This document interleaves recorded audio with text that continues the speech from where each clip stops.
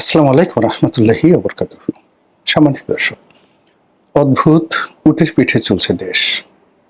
কোনটা যে গুজব আর কোনটা যে খবর এটা আমরা বুঝতে পারছি না।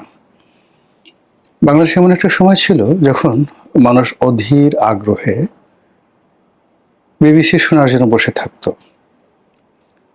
তারপর ভয়েস অব আমেরিকা থেকে কি বলা হলো, এর বাইরে সংবাদ, ইত্তেফাক, ইনকিলাব, এই পত্রিকাগুলো কি লিখলো কি বললো তার উপর অনেক কিছু নির্ভর করত। তারও আগে একটা সময় দৈনিক আজাদ পত্রিকা আমরা যেটা শুনেছি, যেটি পুরো ভারতবর্ষের রাজনীতিকে ডমিনেট করত। আমাদের দেশে অবজারভার ছিল, পূর্বদেশ ছিল, দৈনিক পূর্বদেশ ছিল। তো সংবাদপত্রের এই ঐতিহ্য, গৌরবোজ্জ্বল ঐতিহ্য এখন আর নেই।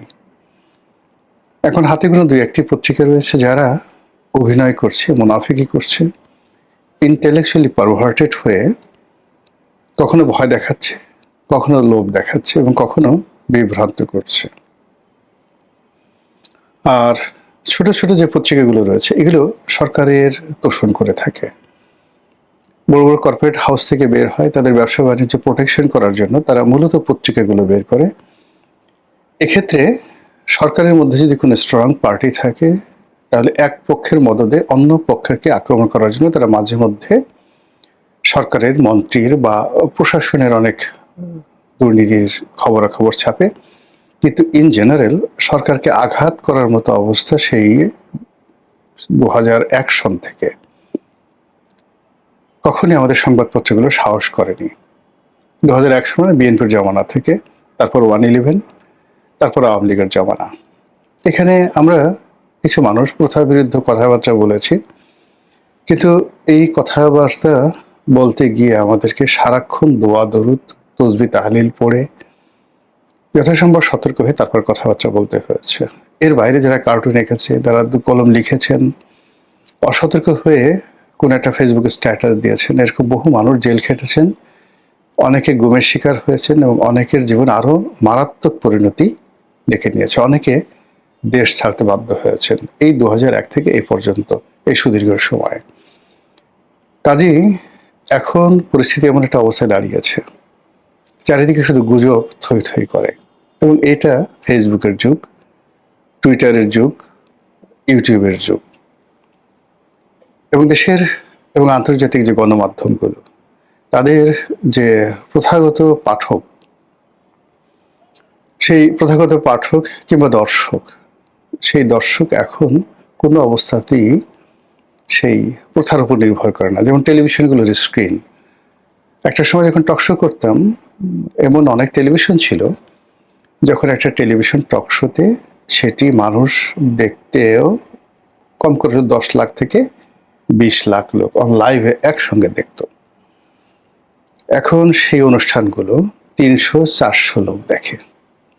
আবার বলছি, 2010-11 সনে টেলিভিশনের স্ক্রিনে টকশোগুলো হতো এবং জনপ্রিয় টকশোগুলো কখনো কখনো 10 লাখ লোক একসঙ্গে সারা দেশে দেখতেন। এখন সেটা 200, 300 বা 500 চলে আসছে। এবং তারা এই টকশোগুলো এখন তাদের সার্ভাইভের জন্য তারা ছোট ছোট করে হেডলাইন দিয়ে, অন্যান্য ইউটিউবাররা যে কাজগুলো করে তাদের মতো করে একটা চমক সৃষ্টি করা থাম্বনেইল করে, হেডলাইন করে করে ইউটিউবে তারা দেয়, ফেসবুকে দেয়, এবং সেখান থেকে যে আয় রোজগার হয় সেটি দিয়ে টেলিভিশনগুলোকে চলতে হচ্ছে। বাংলাদেশে একটা সিঙ্গেল পত্রিকা নেই যে পত্রিকাগুলো তাদের মূল ধারার যে প্রিন্টিং ভার্সন সেটা দিয়ে তারা সার্ভাইভ করতে পারে। তারা প্রায় সবাই বিভিন্ন সূত্র থেকে টাকা পাচ্ছে। কেউ হয়তো তাদের যে প্যারেন্ট কোম্পানি, সেখান থেকে তারা সাবসিডি গ্রহণ করছে, কেউ হয়তো বিদেশি গোয়েন্দা সংস্থার কাছ থেকে টাকা নিচ্ছে, অনেকে ধান্দাবাজি করছে, কাউকে ভয় দেখিয়ে টাকা নিচ্ছে, এইভাবে তারা চলাচল করছে। কোনো সাংবাদিক হলেই হলো জাস্ট একটা আইডেন্টি কার্ড আছে, ঘোরাফেরা করছে, একটা ক্যামেরা আছে, তারপর বিভিন্ন মানুষকে জিম্মি করে তার টাকা পয়সা উপার্জন করছে। আর অন্যদিকে বড় বড় কয়েকটা পত্রিকা, তারা তাদের যে ডিজিটাল ভার্সন, জাস্ট লাইক টেলিভিশনের মতো করে তারা তাদের ডিজিটাল প্ল্যাটফর্ম তৈরি করেছে মূলত ইউটিউবের জন্য আর ফেসবুকের জন্য। সেখানে তারা ফটো কার্ড দেয়, সেখানে তারা ভিডিও দেয়, নানা রকম সাক্ষাৎকার ছাপা হয় এবং সেগুলোর মধ্যে আর আমরা যারা ইউটিউবিং করি এদের মধ্যে 19-20 পার্থক্য আছে। বরং ক্ষেত্র বিশেষে আমরা যারা ইউটিউবিং করি আমাদের অনেকের যে কন্টেন্ট আমরা যেগুলো তৈরি করি কন্টেন্টের মান অনেক পত্রপত্রিকা বা টেলিভিশনের চাইতে অনেক অনেক অংশে বেশি। ফলে আমাদের মধ্যে কারো কারো ভিউ, কারো কারো গ্রহণযোগ্যতা, সরকারি অফিসগুলোতে এদের যে দাপট, এটি যে কোনো পত্রপত্রিকার চাইতে অনেক অনেক বেশি। তো এই যে সামাজিক মাধ্যম কেন্দ্রিক বাংলাদেশের রাজনীতি, বাংলাদেশের অর্থনীতি, বাংলাদেশের গণমাধ্যম প্রচার প্রপাগান্ডা চলছে, এদের মধ্যে আসলে বোঝা যাচ্ছে না যখন কোনো একটা ঘটনা হয় বা ঘটে সঙ্গে সঙ্গে আমরা হই হই রই রই করে উঠি সামাজিক মাধ্যমে। অন্তত এক সপ্তাহ পরে আমরা বুঝতে পারি কোনটা সত্য এবং কোনটা মিথ্যা, কোনটা এআই নির্মিত আর কোনটা এআই নির্মিত নয়, কোনটা গুজব আর কোনটা বাস্তব। তারই প্রেক্ষিতে কি হলো, যখনই সামাজিক মাধ্যমে সেটা কোনো পত্রিকার সূত্রে আসুক, টেলিভিশনের সূত্রে আসুক, কোনো ইউটিউবার বা কোনো ফেসবুকারের সূত্রে আসুক বা অন্য যে কোনো সাধারণ মানুষের সূত্রে সেটা আসুক না কেন, মুহূর্তের মধ্যে অ্যাট্রাকটিভ কোনো কিছু হলে সেটা ভাইরাল হয়ে যায়। এরপর শুরু হয় হই হই রই রই কাণ্ড, খোঁজাখুঁজি করার পরে যখন সত্য প্রকাশ হয়ে পড়ে তখন এক ধরনের প্রতিক্রিয়া দেখা দেয়, আর যখন মিথ্যা প্রমাণিত হয় তখন অনেকে চুপ হয়ে যায়। কিন্তু মিথ্যার কারণে যার ক্ষতি হওয়ার তার কিন্তু ক্ষতি হয়ে যায়। এই যখন অবস্থা চলছে, ঠিক সেই সময়টিতে আমাদের যে রাজনৈতিক অঙ্গনে যারা আছেন তাদের উপর সবচেয়ে বেশি অবিচার হচ্ছে। সরকারের উপর, বিরোধী দলের উপরে, দেশ থেকে যারা চলে গেছেন, আওয়ামী লীগের শীর্ষ নেতৃবৃন্দ তাদের ব্যাপারে, সাধারণ মানুষ এবং যারা সামাজিক মাধ্যমে বিভিন্ন প্রসঙ্গ যারা আলাপ আলোচনা করেন তাদের দাপটে রাজনীতিবিদদের সকল প্ল্যান প্রোগ্রাম রীতিমতো তছনছ হয়ে যাচ্ছে। এই মুহূর্তে সরকার যা কিছু বলছে, বিরোধী দল যা কিছু বলছে, সবাই প্রথমে এটি কিনে ট্রল করছে। যেমন জামাতের আমির ধরুন একটা কথা বললেন বা জামাতের সেক্রেটারি একটা কথা বললেন, ওটার ইতিবাচক দিক যতটা না আছে তার চেয়ে নেতিবাচক দিক 1000 গুণ ঠাট্টা মশকরা ট্রল আমাদের একটা ট্রেন্ড হয়ে গেছে, অভ্যাসে পরিণত হয়ে গেছে। আবার তারেক রহমান সাহেব বা তার মন্ত্রীরা যে কোনো একটা কর্মকাণ্ড করলেন সেটার ইতিবাচক দিক আমরা না দেখে নেতিবাচক দিক আমরা দেখতে থাকি। অনেক আগে আমি অপার হয়ে বসে আছি পারে লয়ে যাওয়া মায়, সেই যে বিখ্যাত গান লালন গীতি।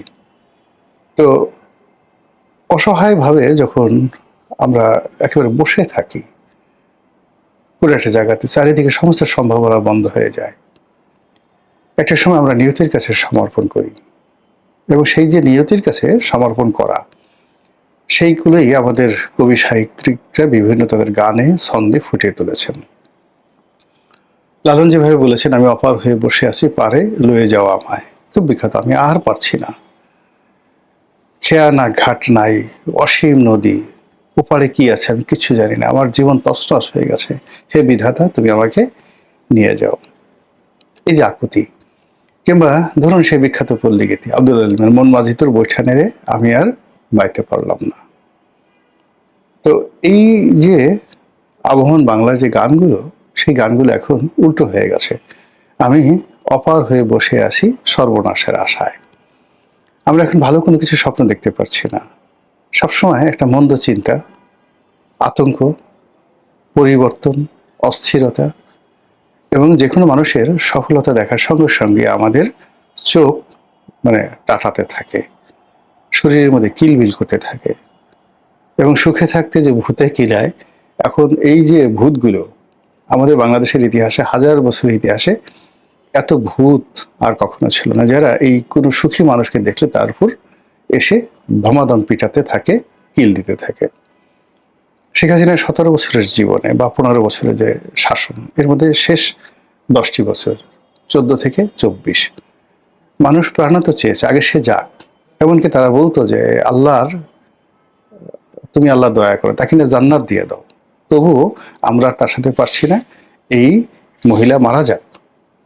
আর এই জন্য আমরা আমাদের অসহায়ত্ব ফুটে তোলার জন্য বারবার গল্প ফেলেছি, শেখ হাসিনার ক্যান্সার হয়েছে, শেখ হাসিনার ওটা হয়েছে, ওটা হয়েছে, সে আর আসবে না, ইত্যাদি ইত্যাদি। মানে এটা নিজেকে একটা প্রবোধ দেওয়ার মতো অবস্থা যখন আমরা অসহায় হয়ে পড়ি। শেখ হাসিনা গেল, মহা খুশি। এরপর ইনু সাহেব এলো, তারপর আমাদের মন ভালো না। আমরা জাস্ট 15 দিন আমরা 2 সপ্তাহ আমরা ঠিক মতো থাকতে পারলাম না। এরপর আমরা ইনুসের বিরুদ্ধে লাগলাম। ইনুস গেলেন, এরপরে এলেন তারেক রহমান সাহেব। আসার প্রথম দিন থেকে আমরা তাকে নিয়ে ঠাট্টা করছি, মস্কারা করছি।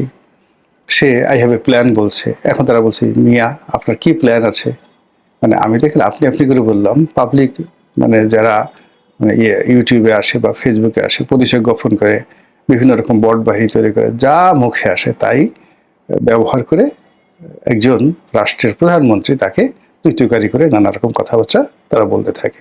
প্ল্যান আছে, ঘোড়ার ডিমের প্ল্যান আছে, খাল কাটা, অমুক অমুক অমুক, ফ্যামিলি কার্ড, অমুক অমুক অমুক, যা বলছে মানে সরকারের পক্ষ থেকে এনিথিং, সেটা সরকার বলুক, মন্ত্রীরা বলুক, এমপিরা বলুক, প্রধানমন্ত্রীর উপদেষ্টারা বলুক, যাই বলুক না কেন, একটি পজিটিভ কথা বলার সঙ্গে সঙ্গে 1000 নেগেটিভ ন্যারেটিভ দাঁড়া করানো হয়ে যাচ্ছে। এরই প্রেক্ষিতে একটা সরকার নির্বাচিত হয়েছে, তার 5 বছর সময় যাবে, সে তার পরিকল্পনাগুলো বাস্তবায়ন করবে। সামনে ইলেকশন আসবে, ইলেকশন এলে আমরা পছন্দ হলে তাকে ভোট দেবো, নাহলে ভোট দেবো না, এটা স্বাভাবিক। আর এরবারে যেটা হয় যে সরকারের ব্যর্থতা যদি চরম আকার ধারণ করে, মারাত্মক আকার ধারণ করে, সরকার যদি ক্রিমিনাল অফেন্স করে, আমরা জনগণ রাস্তায় নামবো এবং সরকারের বিরুদ্ধে নিয়মতান্ত্রিক আন্দোলন করবো, এই তো স্বাভাবিক। কিন্তু এখন আমরা কি করছি? এই সরকার আসলো মাত্র 6 মাস। এই 6 মাসের মধ্যে আমরা ধৈর্য হারিয়ে ফেলেছি। আমরা এখন মধ্যবর্তী নির্বাচন চাচ্ছি, আমাদের নিজেদের মুরদ নাই। আমরা এখন বিভিন্ন রকম উছিলা খুঁজছি। ভারত কি বলবে, দীনেশ ত্রিবেদী কিভাবে তাকালেন, সার্জিও গোর কখন এলেন, কার সাথে বৈঠক করলেন, আমেরিকান কোন প্যাসিফিক কমান্ডার বাংলাদেশে গোপন এলেন, আমেরিকান ম্যারিনের কোন সেনাপতি বাংলাদেশে এলেন, তারপর চীন গেলেন তারেক রহমান সাহেব, সেখান থেকে কি পেলেন, খলিলুর রহমান আসলে বাংলাদেশের জন্য কিছু করছে, সে কি ডক্টর ইউনূসের লোক, আমেরিকার লোক, নাকি তারেক রহমান সাহেবের লোক?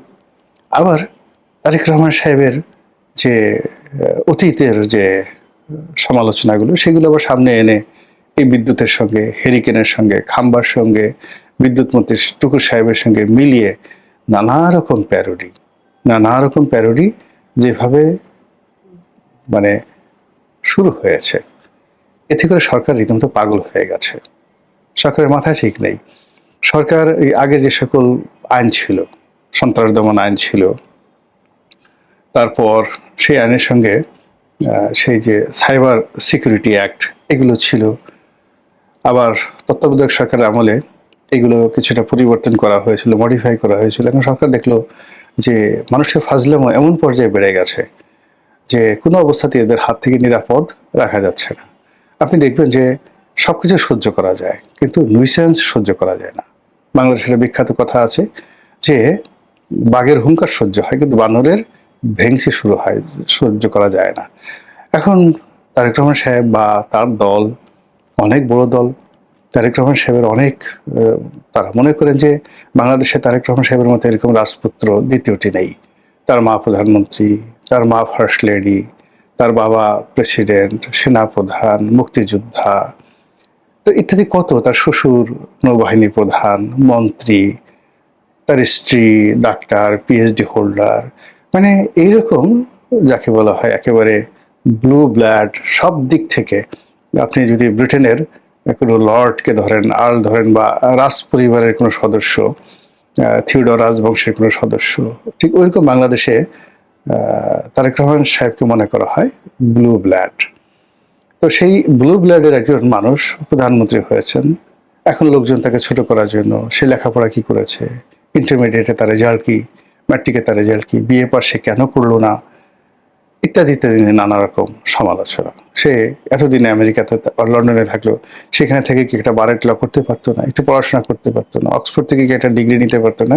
এই সকল কথাবার্তা বলে প্রতিটা মুহূর্তে পাজেল করে ফেলছে। সে যাদেরকে নিয়োগ দিচ্ছে উপদেষ্টা রূপে, এর চুল নাই কেন, ওর গাল বাঁকা কেন, ও ঘাড় বাঁকা করে কথা বলে কেন, ও কি বাংলাদেশ সম্পর্কে জানে, ইত্যাদি নানা রকম কথাবার্তা বলে প্রতিটা মুহূর্তে সরকারের যে মানসিক শক্তি, সেই শক্তিটাকে তছনছ করে দিচ্ছে। এবং সেই তছনছের ফলে কি হলো, সাধারণ মানুষ আমাদের দেশে বিভ্রান্ত হচ্ছে। বিভিন্ন মানুষ এক পক্ষ বলছে যে না, এই সরকার 6 মাসের মধ্যে এটা শেষ করে দিয়েছে, বিদ্যুৎ দিতে পারতেছে না, মারামারি হচ্ছে, কাটাকাটি হচ্ছে, আইন শৃঙ্খলার কোনো মানে লক্ষ্য নাই, ব্যবসা বাণিজ্যের কোনো উন্নয়ন নাই, গ্যাসের সংকট, তেলের সংকট, এই 6 মাস অন্তত 6,000 সমস্যা বাংলাদেশে কুড়ে কুড়ে খেয়েছে। বিভিন্ন জায়গাতে মন্ত্রীরা কাজের চেয়ে তাফালিং করছে বেশি, তারা সেই ফাটাকেষ্ট হওয়ার জন্য লাফালাফি করছে, তারপরে অভিনয় করছে, ফাঁকি দিচ্ছে, কারো কারো বিরুদ্ধে দুর্নীতির অভিযোগ আছে, প্রবলভাবে দুর্নীতির অভিযোগ আছে। 6 মাসে যদি এই অবস্থা হয়, তাহলে 5 বছরের মধ্যে তো তারা মোটামুটি একেবারে ফোকলা বানিয়ে ফেলবে। কাজেই তাদেরকে সুযোগ দেওয়া যাবে না, immediately they have to go, এক্ষুনি তাদেরকে চলে যেতে হবে, টেনে হিসড়ে তাদেরকে নামানো হবে। এবং এটা দায়িত্বশীল বিরোধী দলের পক্ষ থেকে বলা হচ্ছে। তারপরে বিরোধী দলের এ টিম বি টিম তারা সরকারের বিরুদ্ধে প্রতিশোধ নিতে যাচ্ছে। অন্যদিকে আওয়ামী লীগের যারা লোকজন আছে, তারা বিদেশ থেকে নানা রকম ফোন কাটছে, এই আজকে আপা আসবে, কালকে আসবে, পরশুদিন আসবে, আজকে নরেন্দ্র মোদী এই কাজ করবে, পরশুদিন এই কাজ করবে। 2026 সনে সরকার 12টা বাজবে, 27 সনের মধ্যেই আবার একটা নতুন অংশগ্রহণমূলক নির্বাচন দিতে হবে আওয়ামী লীগকে কেন্দ্র করে। এই সমস্ত নানা রকম বক্তব্য মানে দিয়ে সামাজিক মাধ্যমে প্রতিটা মুহূর্তে যে হাইপ তোলা হচ্ছে, এই হাইপ দেখার পরে মানুষ তো, সরকারের যারা লোকজন আছেন তারা তো দেবতা নন, তারা মানুষ, রক্ত বংশের মানুষ। ফলে তাদের যে কি কষ্ট হচ্ছে, এটা একমাত্র তারা, ভুক্তভোগী যারা আছেন তারাই বলতে পারবেন। মহান আল্লাহ রাব্বুল আলামিন আমাদের সবাইকে হেদায়েত দান করুন এবং হেফাজত করুন। আসসালামু আলাইকুম ওয়া রাহমাতুল্লাহি ওয়া বারাকাতুহু।